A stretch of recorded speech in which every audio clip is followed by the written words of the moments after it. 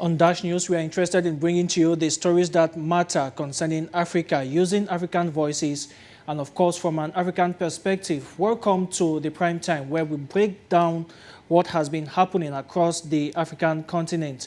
But before we start, let's have our headlines.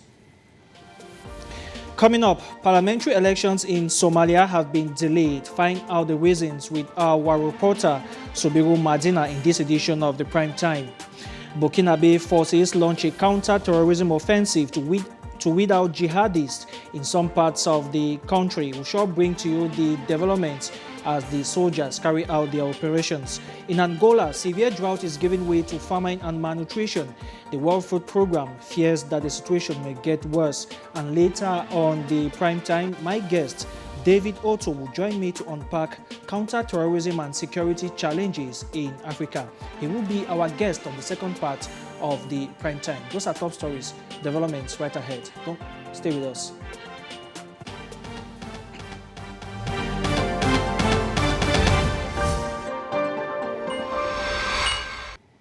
Hello and welcome. Once again, you're watching the Prime Time right here on Dash News. As we told you on our headlines, parliamentary elections were set to kick off on Sunday, July 25, 2021 in Somalia, but the elections have been delayed. The reason is because federal state regions have delayed in sending out the names of candidates. Subiru Madina tells us how that is playing out on the election process. Her report.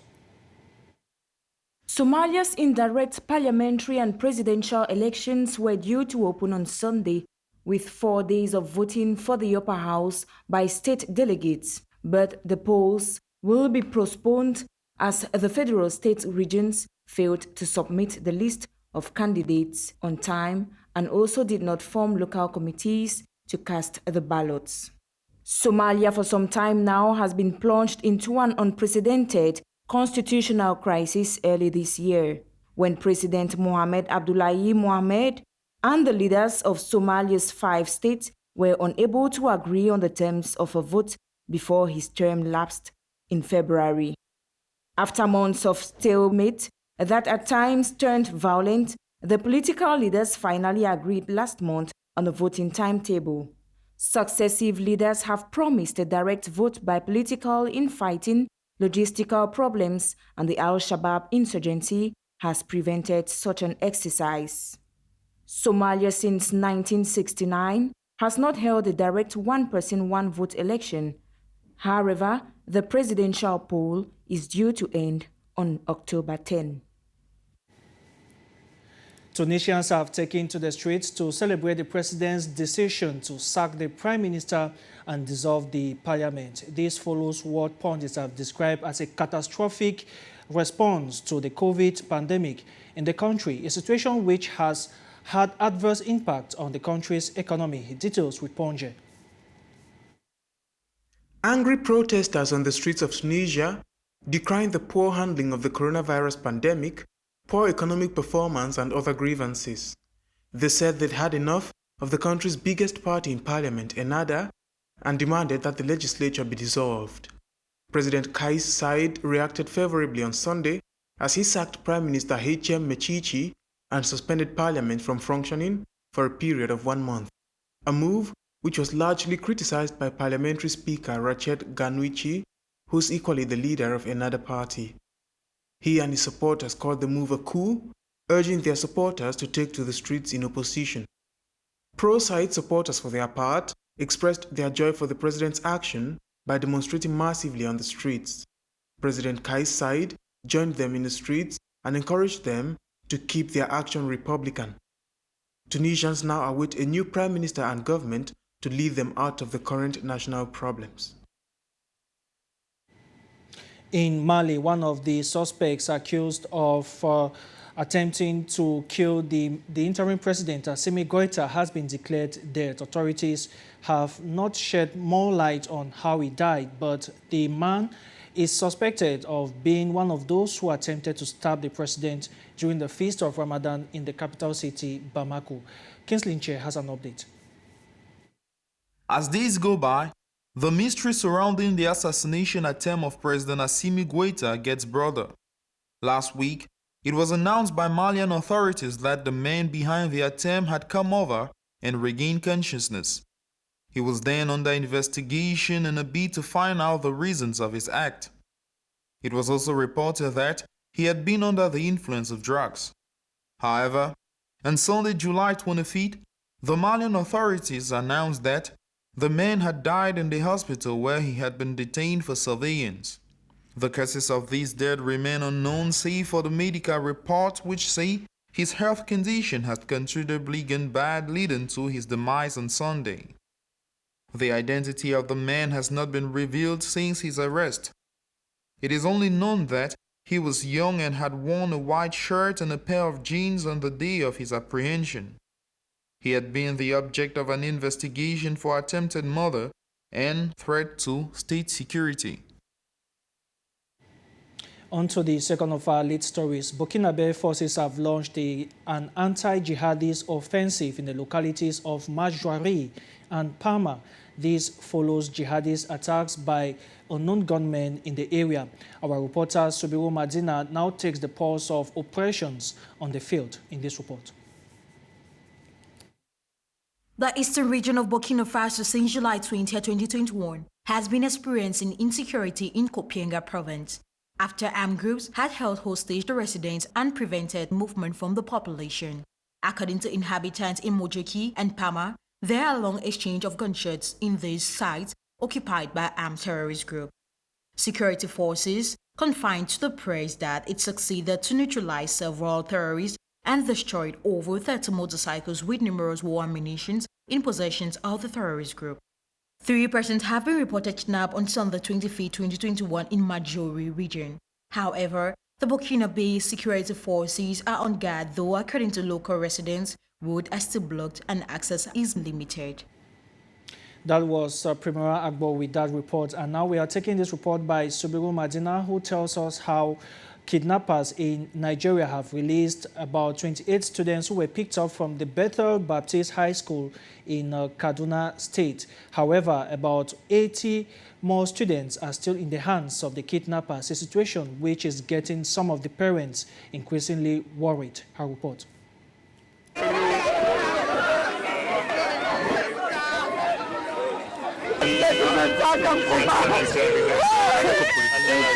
An emotional reunion for parents whose children were released after spending 3 agonizing weeks in the hands of gunmen. Now free and safely back with their parents, tears and hugs gripped the youngsters. There were in total 121 students who were kidnapped early July by gunmen from a school in northwestern Nigeria. I'm so happy for what God has done for us. This is our day today. God has started and He will end it. The rest will come back. As God make it for us, He will do it for others. The joy, I'm overwhelmed. I'm overwhelmed. While some parents will happily walk to their homes with their children, others will have to return alone.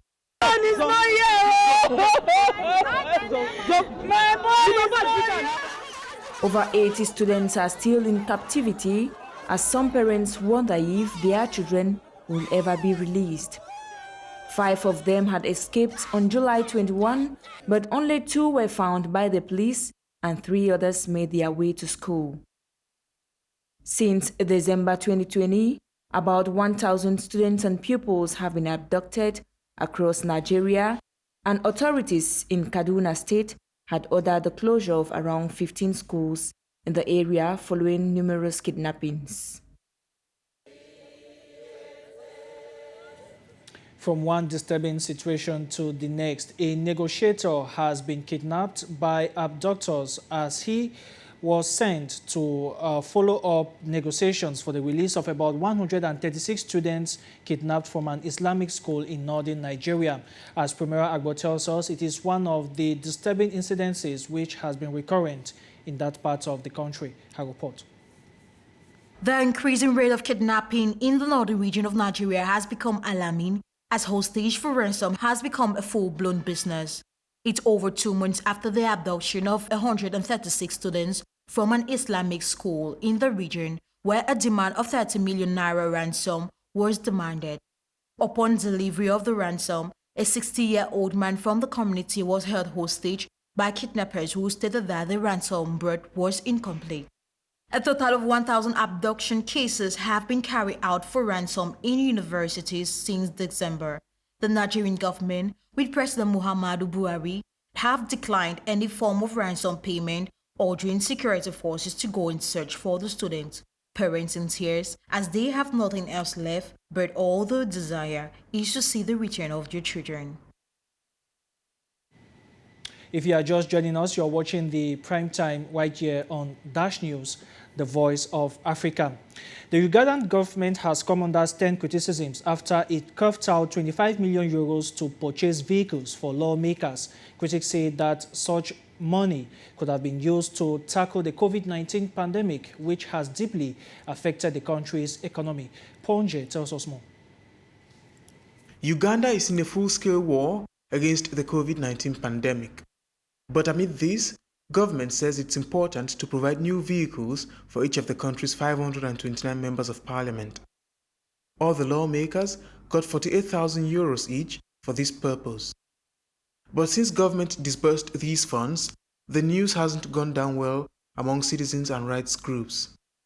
Many say government should have prioritized saving the population from the health crisis instead of the comfort of MPs.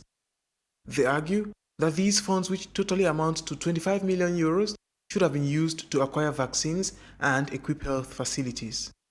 In its defense, government spokesperson Ofuono Opondo said parliamentarians had the right to transport, adding that it was a long-standing tradition. This isn't the first time government is doing this. In 2018, when something similar happened, protesters went as far as invading parliament. The cry of many here is to save the population, which is reeling from the global pandemic. A food crisis is looming in Angola following the appearance of a severe drought in that country. The World Food Programme and other humanitarian organizations are warning that the situation may get worse if help doesn't come very fast. Kingsley Nche reports. The situation has been persisting for months now. The lack of rainfalls in the country has caused many an Angolan citizen to go starving. The NGO Amnesty International had reported that, due to continuous climate change, Angola's southern part is prone to aggravated drought, a situation that has forced thousands to flee their homes, coupled with excruciating hunger. With abnormally dry rainy seasons in 2020 and 2021, the situation is likely to get worse. Going by the World Food Programme, this persistent lack of rainfall has caused the worst drought so far in the country for the last 40 years. In a bid to solve this problem, the government has begun building 3 water projects in the Kernin and Hilu provinces. The said projects cost $630 million and are expected to relieve drought in the zones affected. Meantime, environmentalists have it that these dams could affect the country's ecosystems and possibly aggravate climate change. And that report by Kingsley Nche does it for the news. Up next is our Primetime in Focus.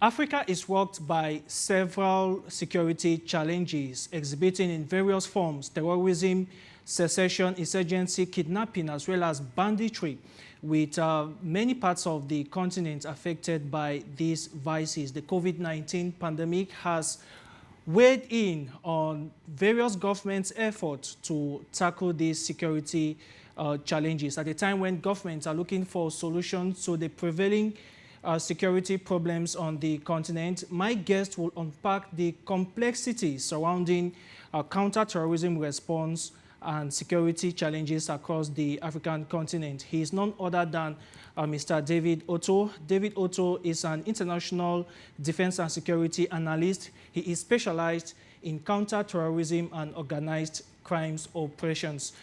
David, welcome to Dash News, and thank you very much for joining us. It's a pleasure having you. Thank you very much for having me at Dash News. It's a pleasure to be here and to give your audience the best of what we've got for them. Exactly. The pleasure is shared. Let's begin with this news from Nigeria, where 28 students from the Bethel Secondary School kidnapped in Kaduna State have been set free. But somewhere along the line, 80 more students are still missing. When you get to see that the kidnappers themselves allow these 28 students to be set free, what must have transpired?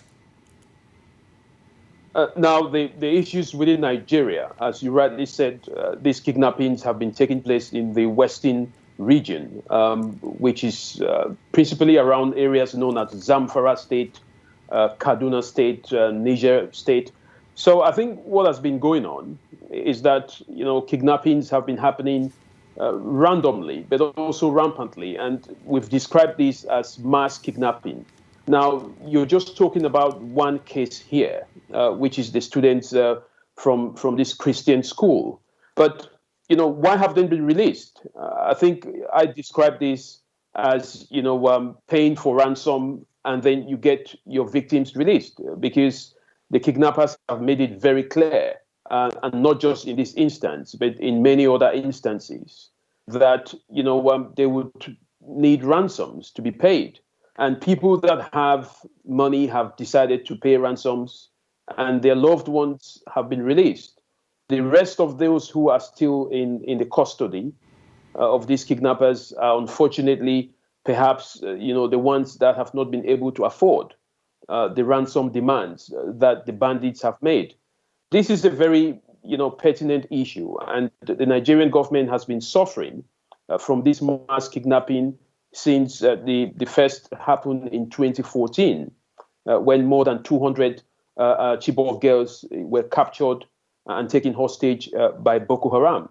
So it's not a new thing, but kidnapping for ransom is something that is very, much now happening in Nigeria. It's now become what many analysts have described, as an established business of its own, whereby thousands of bandits are going about kidnapping children from school. They are kidnapping people that are described as VIPs.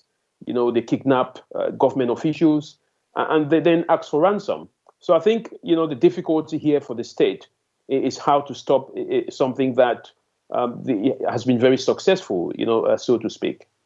Now, talking about how to stop it, President Muhammadu Buhari has promised so many times that he is more focused on ensuring that these kidnappings and banditry stop, together with Boko Haram in the northern part of the country. When you look at what has been done within the last 6 months since the new service chiefs were appointed, how can you assess their efficiency so far facing this threat? I think one thing that we've always said, even before there was this very popular clamor for the change of service chiefs. I mean, this was at the time when Lieutenant General Tuku Yusuf Buratai used to be the chief of army staff, alongside the Nigerian Air Force and the Nigerian Navy chiefs. Now, we got a new chief of army staff then, Lieutenant General Atahiru, who unfortunately, experienced a ghastly plane crash in Kaduna, and he passed away alongside so many generals. Now there is a new chief of army staff, and what we've seen generally, it's not about changing the leadership of the military or the Navy or the Air Force. I think we are facing a problem in Nigeria that is very asymmetric. It's all about a combined effort, not just from the military, but you need to have an effective policing. You need to have a community, a population that believes that they can contribute, they can trust the government, they can see something and say something.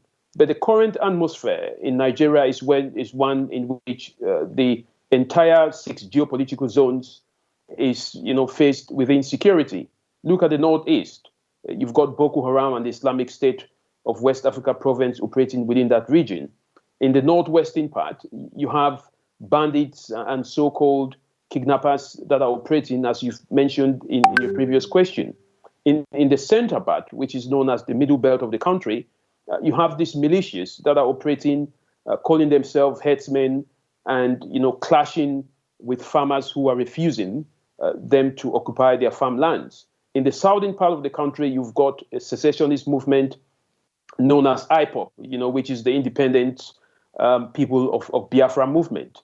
And then you have now the new movement, which, of course, has been there before, the Oduduwa People's Republic, coming up and saying that they too want their own independence. So the entire country is in total chaos. And of course, the president came to power and he promised that he will deal with insecurity as his priority. But, just deploying the military on its own, it's not enough. The Nigerian police needs to reform. We saw the impact of that during the NSAS protest, how much, the local population doesn't trust the police. They have to work with their neighbors. Cameroon is one of their neighbors. They've got to effectively engage with Niger Republic. They have to work with Chad. They have to work with, the G5 Sahel states. So I think, the current day crisis that Nigeria faces, it's not just one that you can bring in the military leadership and expect a massive difference. There are so many different layers that needs to be addressed. And for you to do that, you need what you call a national intelligence estimate. And that is what the government needs to do in order to deal with these various threats that the country faces in different locations. All right. You just mentioned the need for security cooperation, and just last week, Muhammadu Buhari pledged that he was going to support the Cameroon government in the fight against secession. President Paul Biya himself has also reiterated that call so many times. But when we look at the situation in the north of the country, following the death of Abubakar Shekau, and the rise of the Islamic State of West Africa, how do you foresee the counter-terrorism offensive between Cameroon, Nigeria, and by extension, Chad, around the Lake Chad Basin and the northern parts of Cameroon and Nigeria? I think there was a very receptive position when on the 19th of May it was announced that Abubakar Shekau, who had been the leader of Boko Haram for more than a decade, had committed suicide after he was surrounded by members of the Islamic State of West Africa province, which is, of course, a faction that is very much linked to ISIS core in Iraq and Syria. And he then committed suicide, killed a few of his, private guards that were with him. There are some people that say, some ISWAP members were also killed as a result of that, improvised explosive device. Now, what that has caused as a matter of impact is that you now have the old Boko Haram faction, which is known as JAS. That's Jamatu Al-Sunnah Leader Awatiwa Jihad. That particular faction has now been decimated, and it no longer exists as it used to be, because the new Islamic State West Africa province has now taken most of the previous fighters that used to fight for Abubakar Shekau, and they've now reintegrated them into the Islamic State of Africa. That's what they call it now. Now, the impact of that is that these regional states just have one faction to deal with. Just last week, about 28 members of the Boko Haram faction surrendered to the Nigerian government.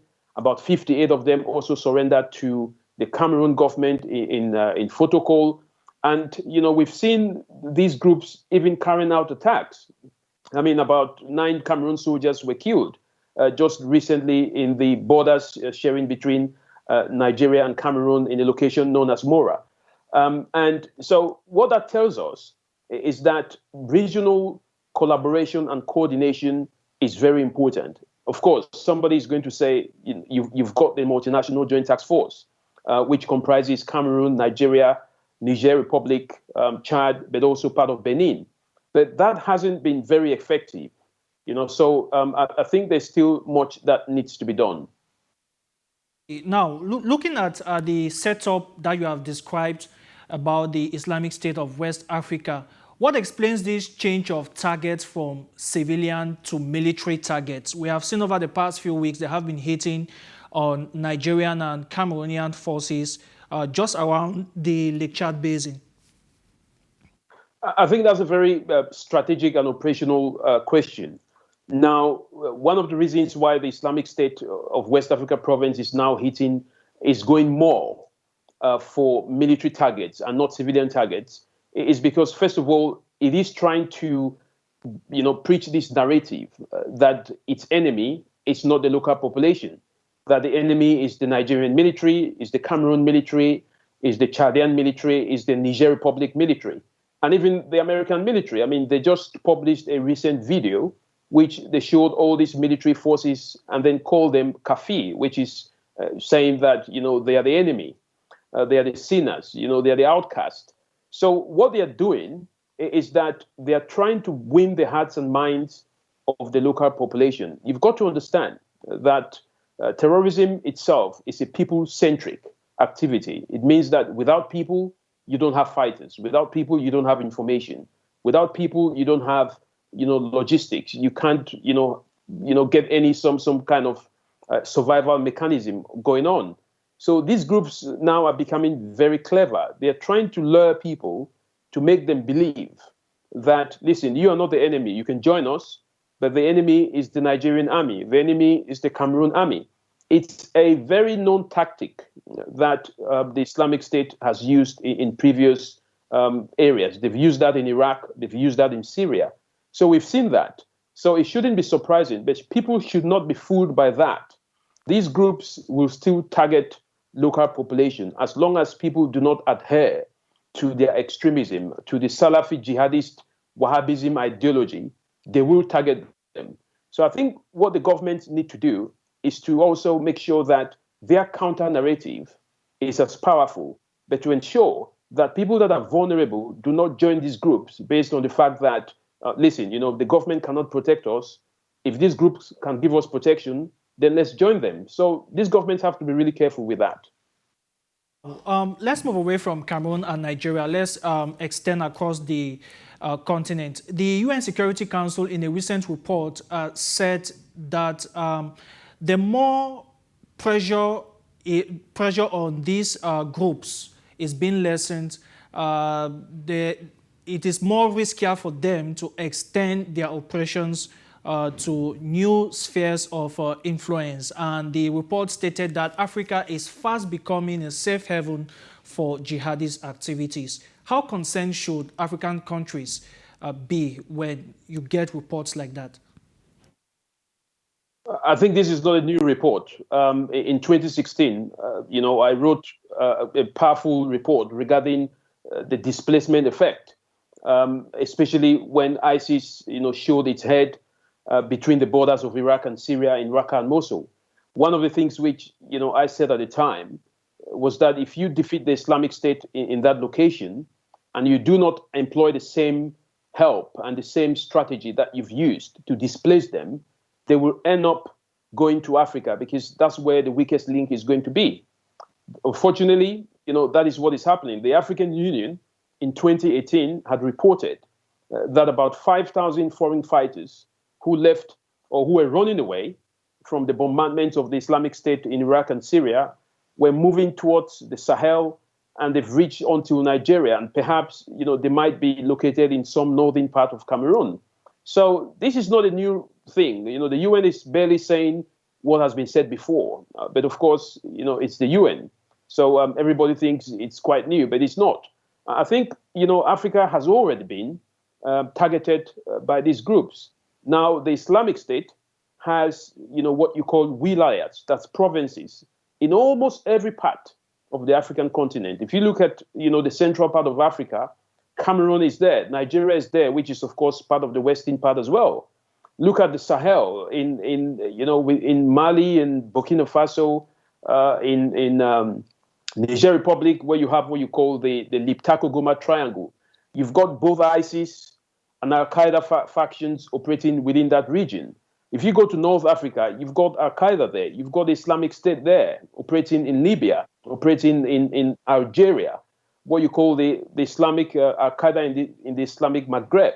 What about East Africa? Recently, we were talking about the group that has, benefited from the insecurity in Mozambique, which is called Al-Sunnah wal Jihad, which is, a terrorist organization that is based in the northern part of Mozambique.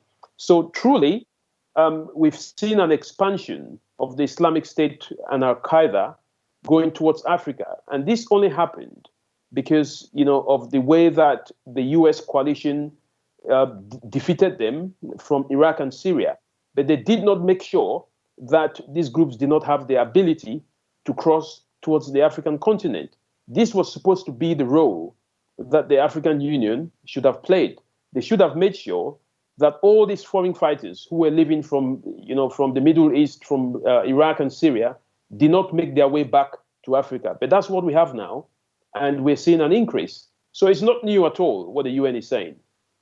All right. Now, France announced a few weeks back that it was trimming down its troops in the Sahel zone from 5,100 to about 2,500. When you look at what the UN is saying about the withdrawal or less pressure being put on these jihadist groups, are African countries themselves ready to tackle the threats from these jihadists? I think the French Operation Barkhane, which has been going on in Sahel, especially in Mali since 2012, has not achieved anything. I mean, they've literally have nothing to show. What they can show is that since 2012, there has been an increment of jihadist activities in that region. There hasn't been a decrement at all. So, the French have probably looked at it and said, listen, we have been here since 2012. This is almost a decade, and we haven't seen any kind of results. Therefore, it's time for us to wind down. Now, this is not to say we do not appreciate the intervention of France in Mali. But what we're saying is that the result, the mission specific, has not been achieved. So perhaps, France is saying it's pulling out its troops. Maybe it's good for Mali. Maybe it's good for the region, because African countries need to begin to think about how to deal with their own issues. Look, for example, the recent deployment of 1,000 Rwanda forces to assist Mozambique. This is what, we should be seeing in Africa. We should see countries that are ready to come to the aid of other African countries. Look at the Southern Africa Development Corporation, SADC. SADC has decided to, deploy its forces to also come to the aid of Mozambique.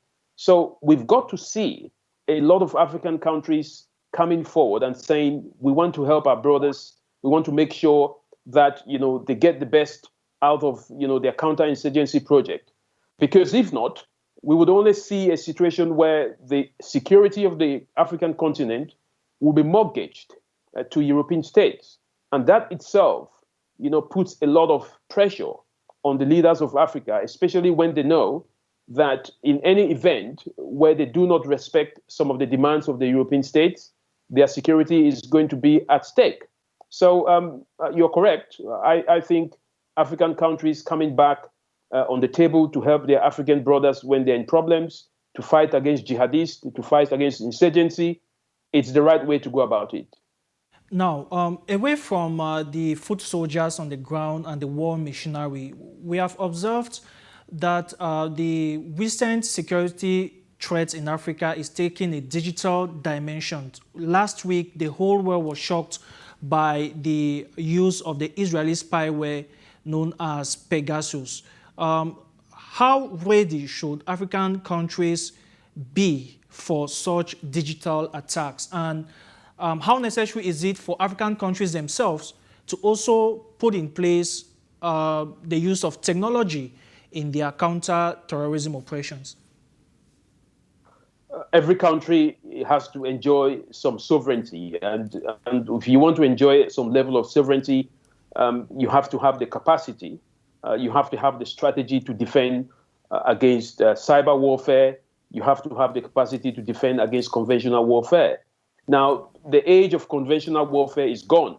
I mean, you would find it very hard for one country to invade another country in this 21st century. Of course, somebody is going to say, what about America invading Afghanistan? Invading I mean, these are very different cases.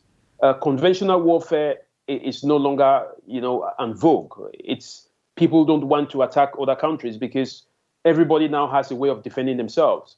But the new warfare is cyber. Most countries are going online to spy on each other. But the whole idea of spying is not new. It's only new because people are using technology. Countries have been recruiting spies for ages.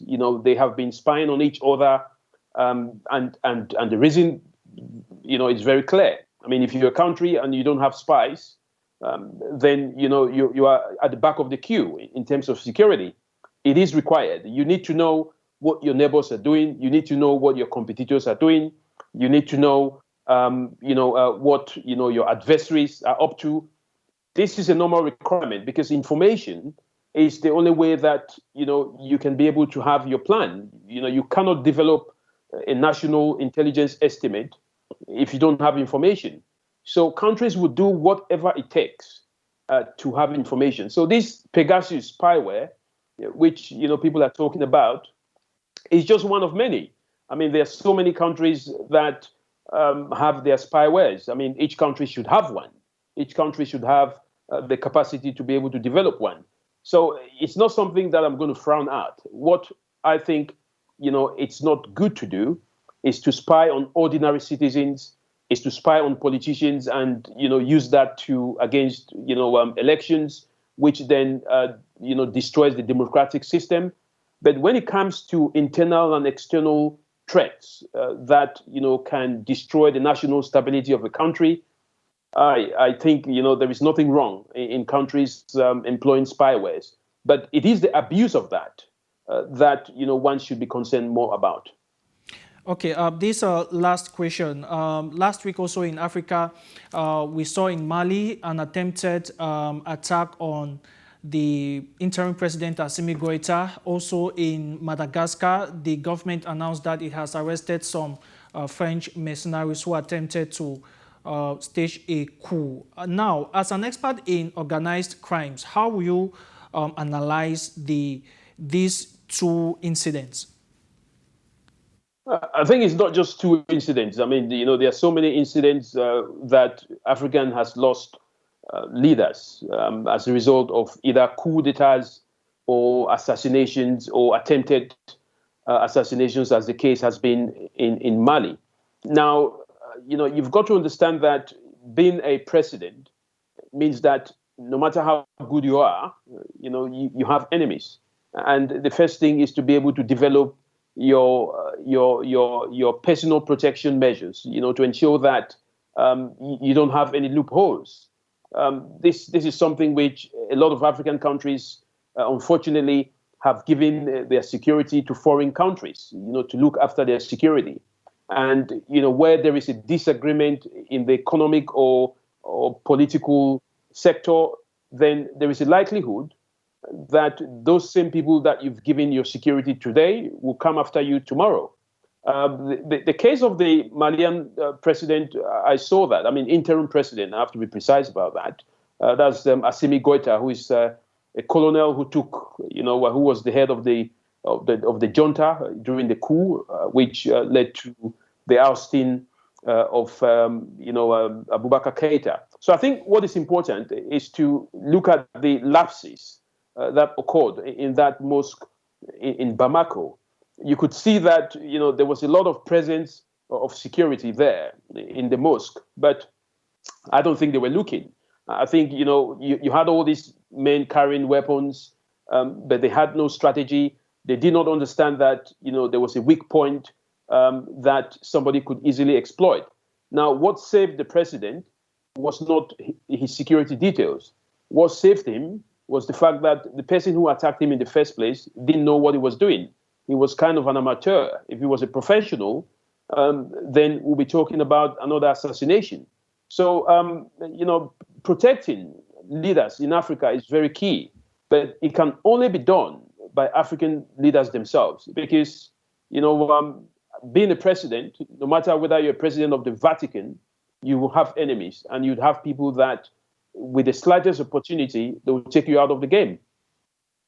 Now, the recent news reaching us concerning that is that one of the suspects has been declared dead. What reading do you make of that? Is there something which a party may be hiding concerning the attempted assassination on Goita? I think there could be two reasons for that, depending on which way you're looking at it.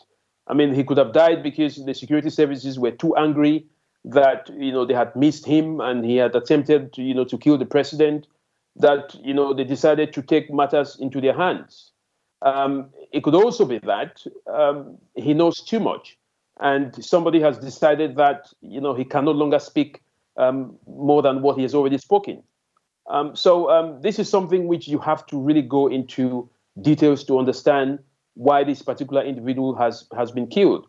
But when somebody tries to assassinate a president and he gets away with it, there are so many questions that needs to be asked. In order for you to try to assassinate the president, it takes a lot of time, it takes a lot of preparation, it takes a lot of courage, planning, and you may not be working on your own. You may have people that you're working with. And if those people realize that you failed in executing the mission, then, in order to protect themselves, they may decide to get rid of you. So this is what happens, when, these assassination attempts fail. But it's a normal thing. I'm not surprised that he's dead. But, you've got to go into details to really understand the actual reasons why. All right, just this last question before we go.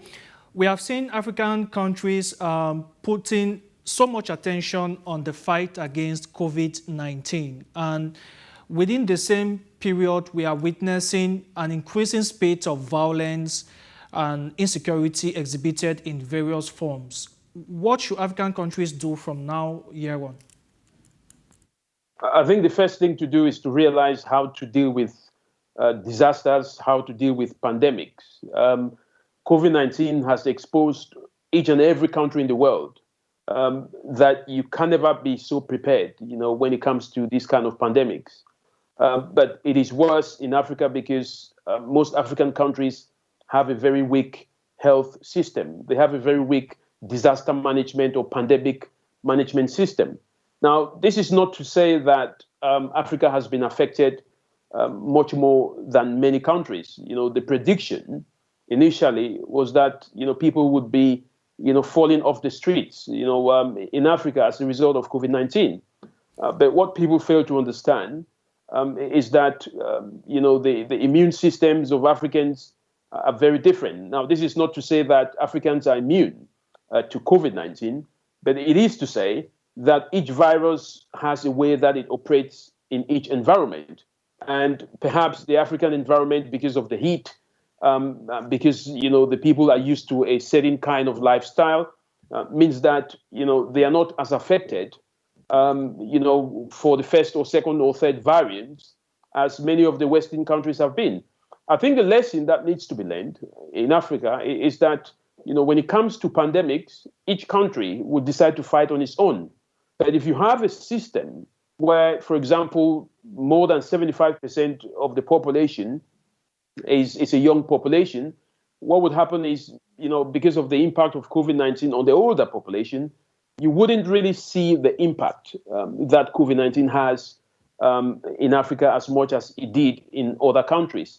But, it's a lesson for every country to learn that your health system has to be, reshaped. You've got to be able to make sure that you have a disaster or pandemic management system, whereby if you're going on a lockdown, which is the first that the world has ever experienced, since countries became part of the United Nations, if you're going on a lockdown, you've got to be able to have measures that will deal with, the social situation of your citizens. So many lessons there to learn, but, the pandemic is not over.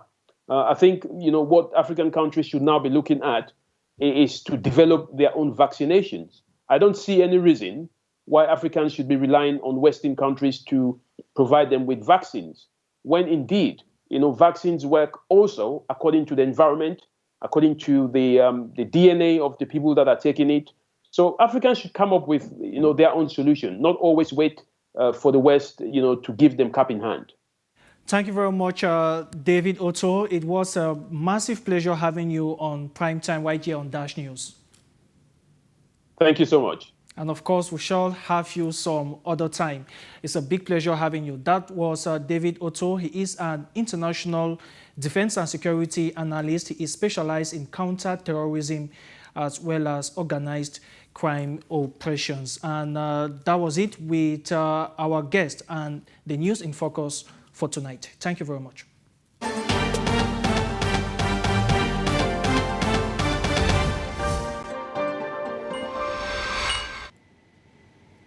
That was how we saw the African continent. From the entire news and production crew, we say thanks very much for watching. Up next is the news. Bye-bye.